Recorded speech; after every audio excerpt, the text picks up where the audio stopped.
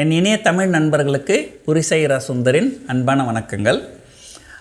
இந்த எபிசோடில் நான் முன்னாடி ரெக்கமெண்ட் பண்ண 2 ஷேரு இப்போ நம்மளும் சொல்லிக்கணும் இல்லையா, நம்ம பெருமையாக அப்பப்போ நம்ம சொல்லிக்கணும்.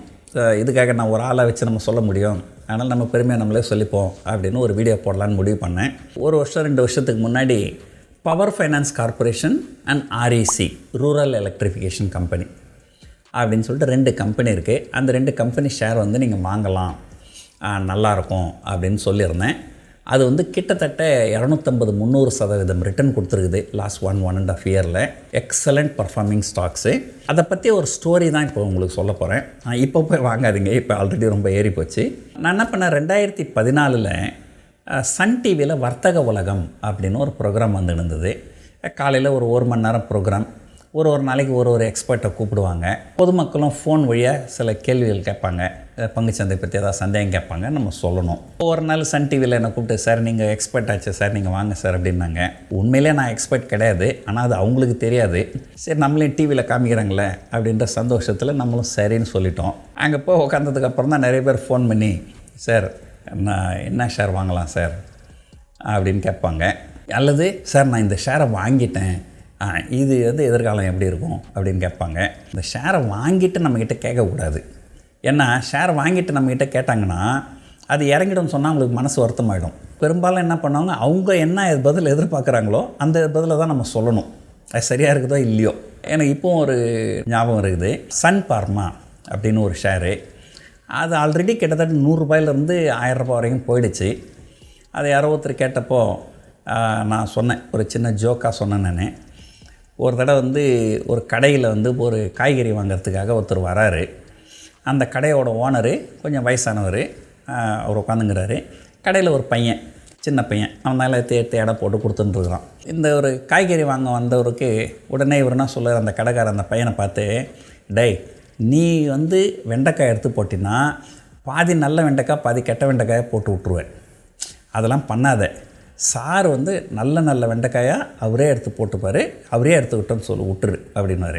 இந்த பையனுக்கு ஒரே குழப்பம், என்னடா இது, நம்ம வந்து எப்போவுமே பாதி முத்தனை வெண்டைக்காயும் பாதி இலசன வெண்டைக்காயும் போடுவோம், இவர் விட்டுரு சாரே எல்லாம் நல்ல வெண்டைக்காய் எடுத்துப்பாருன்றார். இது என்ன பெரிய பிஸ்னஸ் மாடல், தப்பான பிஸ்னஸ் மாடலாச்சே அப்படின்னு நினச்சிருந்தான் அந்த பையன். அப்புறம் அவர் வெண்டைக்காய் வாங்கிக்கின்னு போனதுக்கப்புறம் பெரியவர் சொல்லுவார் பையனை பார்த்து, டேய் நீ எடுத்து போட்டிருந்தீன்னா பாதி முத்தனை வெண்டைக்காயும் பாதி நல்ல வெண்டைக்காயும் போட்டிருப்பேன், அவன் பார்த்தியா முத்தனை வெண்டைக்காயும் எடுத்துன்னு போயிட்டான் அப்படின்னு சொல்லுவாங்க. இது ஒரு ஜோக்குக்காக சொல்கிறது. இது எதுக்காக சொல்கிறேன்னா, சமயத்தில் நம்ம ரீட்டைல் இன்வெஸ்டர் நம்ம பங்குச்சந்தையில் போய் பங்கு வாங்குகிறோம் பார்த்திங்களா, அது வந்து இந்த முத்தனை வெண்டைக்காய் வாங்குகிற கதை தான். ஏகப்பட்ட ஷேர்ஸ் இருக்கும், எது மோசமான ஷேரோ அதை தான் நம்ம போய் வாங்குவோம். அதுதான் நம்ம தலையத்தை அப்படி தான் இருக்கும் அந்த முத்தனை வெண்டைக்காய் வாங்கின கதையாக. இந்த ஒருத்தர் வந்து நான் வந்து சன் பர்மா வாங்கலாமா அப்படின்னு கேட்டாங்க. அப்போ நான் சொன்னேன், ஏங்க அது ஆல்ரெடி 100 ரூபாயிலேருந்து 1000 ரூபாய் போயிடுச்சு, அதை போய் எதுக்கு இங்கே வாங்குறீங்க, நம்ம வாங்கத்தெல்லாம் இந்த மாதிரி முத்தனை வெண்டைக்காய் தான் இருக்கும் அப்படின்னு ஒரு ஜோக் சொல்லி சொன்னேன் நான். ஆனால் ஒரு 2 வாரம் கழிச்சு நான் திரும்ப சன் டிவிக்கு போகும்போது அவங்களே திரும்ப எனக்கு ஃபோன் பண்ணி, சார் நீங்கள் சொன்னீங்க, நான் உங்கள் பேச்சை கேட்கல, அதுக்கப்புறம் இன்னும் ஏறுதுன்னு சொல்லிட்டு நான் வாங்கிட்டேன், இப்போ நான் வாங்கினதுக்கப்புறம் இறங்கி போச்சு, இப்போ என்ன பண்ணுறதுன்னு கேட்டாங்க. இப்போ என்ன பண்ண முடியும், நம்ம ஒன்றும் பண்ண முடியாது. எனக்கு நல்ல ஞாபகம் இருக்குது, அவங்க வந்து 1100 ரூபாய்க்கு வாங்கினாங்க. 1100 ரூபாய்க்கு 2014 வாங்கினவங்க. அதுக்கப்புறம் அது கிட்டத்தட்ட 300 ரூபாய் 400 ரூபாய் வரைக்கும் போச்சு. அது மட்டும் இல்லை, இது நடுவில் ஒரு 5-6 வருஷம் ஓடி போச்சு. ஒரு 5-6 வருஷமாக அவங்க வந்து நெகட்டிவ் ரிட்டர்னில் இருந்தாங்க. எதுக்காக சொல்ல வரேன்னா, இந்த மாதிரி வந்து நிறைய பேர் வந்து தப்பான முடிவு தான் எடுக்கிறாங்க. ஸோ அதே போல் நான் சன் டிவியில் போனப்போ, சார் நாங்கள் ஏதாவது ஷேரை வாங்கினா தான் இப்படி சொல்கிறீங்க, நீங்களே சொல்லுங்கள் சார் என்ன ஷேர் வாங்கலாம் அப்படின்ட்டு. அப்போ நான் யோசனை பண்ணேன், சரி என்ன ஷேர் வாங்க சொல்லலாம், நமக்கும் ஒன்றும் தெரியாது, நமக்கு தெரிஞ்சால் நம்மளே வாங்கிக்க மாட்டோமா, நம்ம எதுக்கு போய் அங்கே போய் சன் டிவியில் உட்காந்துக்கிறோம், நமக்கும் ஒன்றும் தெரியாது, சரி கேட்குறாங்களே நம்ம ஏதாவது சொல்லணுமே அப்படின்னு சொல்லிட்டு நான் என்ன பண்ணேன், சரி எந்த ஸ்டாக்கை நம்ம அட்வைஸ் பண்ணோம்னா நம்ம சேஃப்டியாக இருக்கும், லாபம் கம்மியாக வந்தால் கூட பரவாயில்ல, நஷ்டம் வந்து அதிகமாக வரக்கூடாது அப்படின்னு பார்த்தப்போ தான் ஒரு சின்ன ஆராய்ச்சி பண்ணப்போ சில ஸ்டாக்ஸ்லாம் வந்து நல்ல டிவிடெண்ட் ஈல்டு. எனக்கு இன்னமும் நல்ல ஞாபகம் இருக்குது. Tata investment corporation, Balmer Lawrie, Rane Madras, Rane engine valves, Rane brakes, அது மாதிரி நிறைய ஸ்டாக்ஸ் இருந்தது. அது எல்லாமே நல்ல டிவிடெண்ட் ஈல்டு. ரானே குரூப்லாம் பார்த்திங்கன்னா கிட்டத்தட்ட 10% டிவிடெண்ட் ஈல்டு வந்தது. டிவிடெண்ட்டே நமக்கு 10% வருது. அது ஷேர் விலை ஏறலைன்னா கூட கவலை இல்லை, பேங்க் வட்டியை விட நமக்கு அதிகமான டிவிடெண்ட் வருது. ஒருவேளை மேலே போச்சுன்னா நல்லது விற்றுக்கலாம், ஒருவேளை கீழே போனாலும் நம்ம ஒன்றும் கவலை இல்லை, நமக்கு டிவிடெண்ட் வருது. ரொம்பலாம் கீழே போகிறதுக்கு வாய்ப்பு கிடையாது. ஏன்னா 10% டிவிடெண்ட் ஈல்டு வருது, அந்த ஷேர் ஒரு 50% இறங்கிச்சுன்னா அப்போ டிவிடெண்ட் ஈல்டே 20% ஆகிடும் அப்படின்னு சொல்லிவிட்டு, அப்போ நான் வந்து சன் டிவியில் இருக்கும்போது இந்த ஸ்டாக்ஸ் எல்லாம் நான் ரெக்கமெண்ட் பண்ணியிருந்தேன். Tata investment corporation, Balmer and Lawrie, Rane group எல்லா ஸ்டாக்ஸுமே, Rane engine valves, Rane brakes. Rane வந்து ஒரு நல்ல குரூப் அது. அதுக்கப்புறம் ஆயில் இண்டியா, இந்த மாதிரி நிறைய ஸ்டாக்ஸ்லாம் ரெக்கமெண்ட் பண்ணியிருந்தேன். ஆனால் நான் ரெக்கமெண்ட் பண்ணும்போது ஒரு சேஃப்டியாக இருக்கட்டும் தான் ரெக்கமெண்ட் பண்ணனே தவிர, அதனுடைய பொட்டென்ஷியல் எனக்கே வந்து ஒரு 2 வருஷம் கழிச்சு தான் தெரிஞ்சுது. ஒரு 2-3 வருஷம் கழிச்சு இது எல்லா ஸ்டாக்குமே வந்து 200%, 300% ப்ராஃபிட் கொடுத்தது. உங்களுக்கு 8%, 10% டிவிடெண்ட் ஈல்டும் வந்து ஒரு 200%, 300% ப்ராஃபிட்டும் வருதுன்னாக்கா எவ்வளோ ஒரு பெரிய விஷயம் பாருங்கள். ஸோ அப்போ தான் உண்மையிலேயே எனக்கே வந்து ஆஹா, நம்ம மேலே நமக்கே ஒரு நல்ல பெரிய அபிப்பிராயம் வந்தது. ஆஹா சுந்தர் நீ இவ்வளோ பெரிய ஆளா அப்படின்னு அப்போ நானே நினச்சிக்கினேன். அதனால தான் நான் என்ன பண்ணேன், ஒரு 2 வருஷத்துக்கு முன்னாடி பங்குச்சந்தைகள்லாம் கொஞ்சம் கீழே இருந்தப்போ திரும்ப ஒரு ஆராய்ச்சி பண்ணேன்.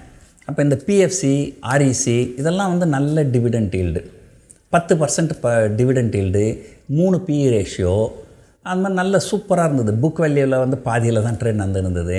ஸோ அதனால தான் வந்து நம்ம ஒரு யூடியூப்லாம் ஆரம்பித்தப்போ நம்ம ஏதாவது ஒரு ஸ்டாக்கை ரெக்கமெண்ட் பண்ணணுமேனு சொல்லிவிட்டு இந்த ஸ்டாக்ஸை வந்து நான் ரெக்கமெண்ட் பண்ணியிருந்தேன். இப்போ பார்த்திங்கன்னா கடந்த 1 வருஷம் 2 வருஷத்தில் இந்த பங்குகள் எல்லாமே வந்து 200-300% ரிட்டர்ன் கொடுத்துருக்குது, 10% டிவிடெண்ட் ஈல்டும் கொடுத்துருக்குது. நான் சமீபத்தில் பெங்களூரில் ஒரு ஒர்க் ஷாப் கண்டக்ட் பண்ணியிருந்தேன். அப்போ ஒருத்தர் வந்திருந்தார். அவர் சொன்னார், சார் ரொம்ப நன்றி சார், நீங்கள் ஆர்இசி பிஎஃப்சி பற்றி நீங்கள் வீடியோ போட்ட உடனே என்கிட்ட இருக்கிற மொத்த காசையை வச்சு நான் அந்த ஆர்இசி பிஎஃப்சியை வாங்கிட்டேன். அதுக்கப்புறம் எனக்கு 10% டிவிடெண்ட்டு, இப்போ 200-300% ரிட்டர்ன் வந்துடுச்சு. அது இல்லாமல் உங்கள் யூடியூப்பை பார்த்தே நான் வந்து வெறும் இந்த டிசம்பர் ஆப்ஷன்லாம் நானே செஞ்சேன் சார், அதில் ஒரு 40% ரிட்டர்ன் வந்தது அப்படின்னு சொன்னார். அப்போ நான் சொன்னேன், சார் அப்போ கொஞ்சம் ஃபீஸாவது கொஞ்சம் எக்ஸ்ட்ரா கொடுங்க, டபுள் த ஃபீஸ் கொடுங்க அப்படின்னு சொன்னேன். நான் எதுக்காக சொல்ல வரேன்னா, இப்போ உங்களுக்கு வந்து நிறைய வந்து இன்ஃபர்மேஷன் வந்து யூடியூப்பில் ஃப்ரீயாகவே கிடைக்குது. நான் மட்டும் இல்லை, எத்தனை பேர் போடுறாங்க. அதை நீங்கள் எங்கே நிறைய பணம் கொடுத்து எங்கள் ஒர்க் ஷாப்லாம் அட்டன் பண்ணணுன்ற அவசியம் கூட கிடையாது. அதுக்கு வசதி இல்லைன்னா அது கூட தேவையில்லை.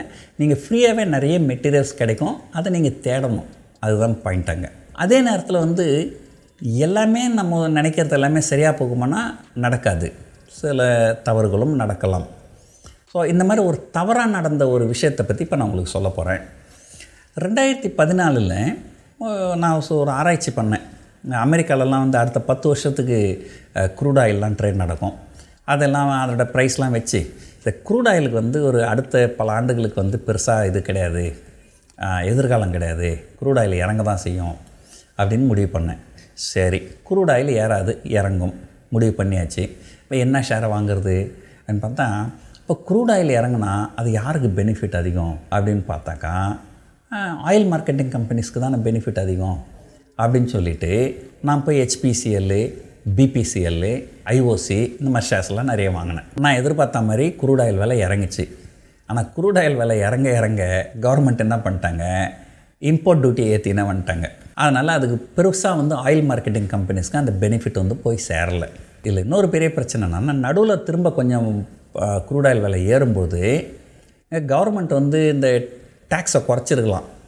அதுக்கு பதில் என்ன பண்ணிட்டாங்க, அந்த லாஸ் வந்து ஆயில் மார்க்கெட்டிங் கம்பெனிஸ் தலையில் கட்டிட்டாங்க. இந்த நியூஸ் வந்த அன்னைக்கு ஆயில் மார்க்கெட்டிங் கம்பெனிஸ் எல்லாமே 8%, 10% விழுந்தது, BPCL எல்லாமே.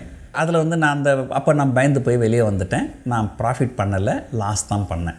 ஆனால் அப்புறம் தான் நான் யோசனை பண்ணேன், சரி நம்ம வந்து இந்த ஆயில் மார்க்கெட்டிங் கம்பெனிஸ் வாங்குறதுக்கு பதில் ஒரு ஏஷியன் பெயிண்ட், பெர்ஜர் பெயிண்ட் அந்த மாதிரி வாங்கியிருந்தால் பெயிண்ட் கம்பெனிஸ். நான் முதல்ல உங்களுக்கு விஷயம் தெரியலன்னா அதுக்காக சொல்லிடுறேன். க்ரூட் ஆயில் வாங்குவாங்க, க்ரூட் ஆயிலில் வந்து ஹீட் பண்ணாக்கா அதுலேருந்து பெட்ரோலு, டீசல் எல்லாம் எடுத்துருவாங்க. அந்த திப்பி, அந்த ரெசிடியூ அது இருக்கு இல்லையா, அதுதான் வந்து பெயிண்ட் இண்டஸ்ட்ரிக்கு வந்து ஒரு முக்கியமான இன்க்ரீடியன்ட். ஸோ அதனால் பெயிண்ட் இண்டஸ்ட்ரியும் is directly related to crude oil prices. Crude oil price கம்மியாச்சுன்னா பெயிண்ட் இண்டஸ்ட்ரீஸ்லாம் நல்லா போகும். அந்த பெயிண்ட் இண்டஸ்ட்ரிலாம் பர்டிகுலர்லி ஏஷியன் பெயிண்ட்லாம் பார்த்திங்கன்னா 2014 இப்போ வரைக்கும் எக்ஸலண்ட் ரிட்டர்ன், நல்ல சூப்பர் 2 மடங்கு 3 மடங்கு நல்ல ரிட்டர்ன் கொடுத்துருக்குது. ஆனால் நான் போய் ஆயில் மார்க்கெட்டிங் கம்பெனிஸில் வாங்கினேன். எதனாலனா இந்த இடத்துல கவர்மெண்ட்டினுடைய ரியாக்ஷன் பாலிசி நான் அதை வந்து சரியாக ஸ்டடி பண்ணலை, அதனால் எனக்கு லாஸ் ஆகிடுச்சு. ஆனால் ஏஷியன் பெயிண்ட் வாங்கியிருந்தால் நல்ல ப்ராஃபிட் வந்திருக்கும். அதனால தான் நான் பொதுவாக சொல்லுவேன், ஒரு நியூஸ் வரும்போது அந்த நியூஸ் மட்டுமே நமக்கு எந்த பிரயோஜனமும் கிடையாது. அந்த நியூஸை நம்ம வந்து எப்படி இன்டர்ப்ரெட் பண்ணுறோம் அதுதான் முக்கியம். இந்த இடத்துல நியூஸு எனக்கு வந்த நியூஸ் கரெக்டான நியூஸு, க்ரூட் ஆயிலுக்கு எதிர்காலம் கிடையாது.